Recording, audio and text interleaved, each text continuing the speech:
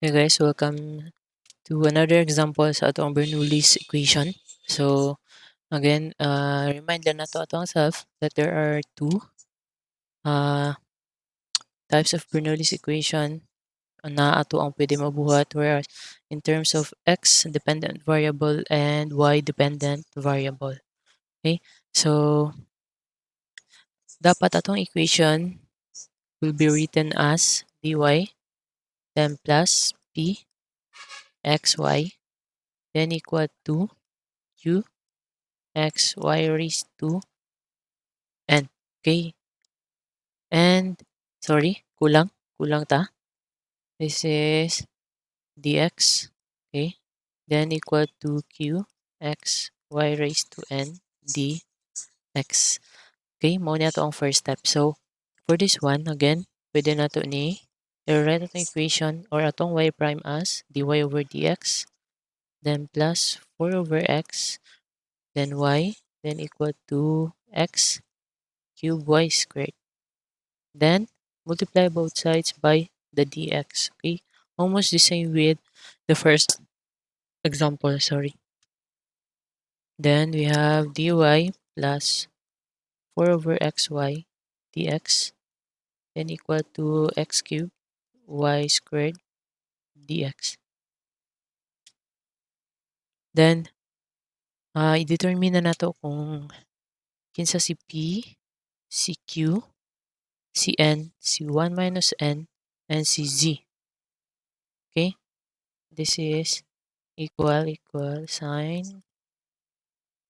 So p will be 4 over x, then q will be terms of x, q of x. So in terms of x, that is x cubed, then n, y raised to n, that is 2.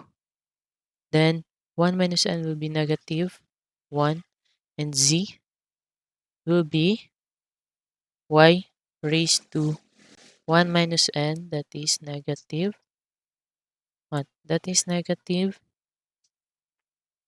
1. Okay, so negative 1. Okay, thus we have, kaya itong i-highlight na itong kailanganan for the next part. And this one. Okay, so we need to solve for u. Tama? U. So u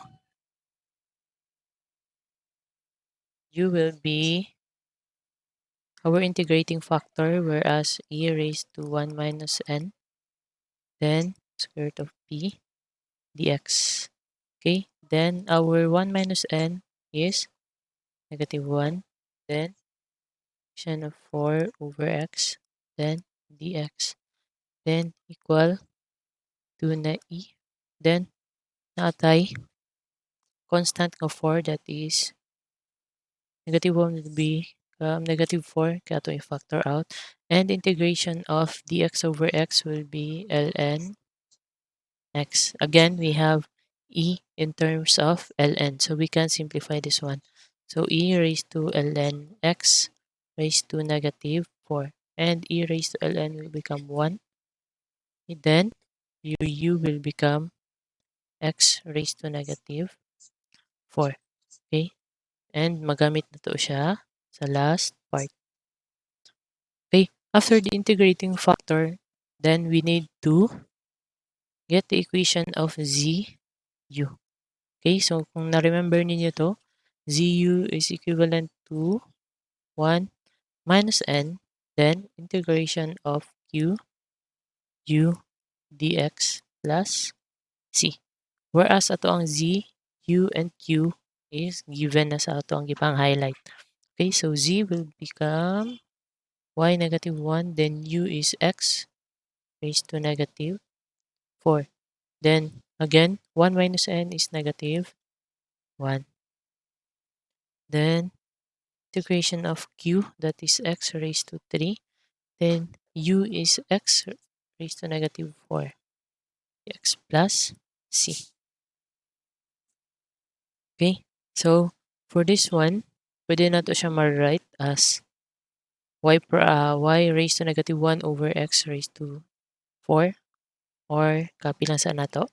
Okay, so x 4, then equal to, this is negative 1. Then, again, they have the same base with different exponent.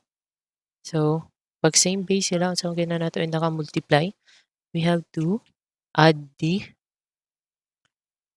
exponent. Okay? So, naatay integration of x negative 1 dx plus c.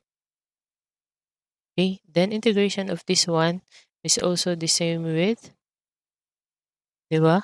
This is dx over x. So, y negative 1 x raised to negative 4 is equal to negative ln x plus c.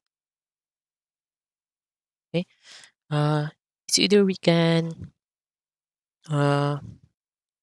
we can simplify the equation or this is your final answer. But some other books, gina-refer nila nga always nasa left side si y, di ba? So, let's try this one. Y, negative 1. Then, x raised to 4. So, yung nana, di ba? Then, negative ln x plus c. Okay? Then, the final answer will be y raised to negative 1. Then, x raised to 4 times ln x plus c.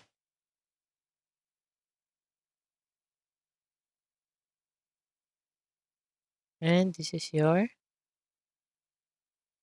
final answer. Thank you guys for watching.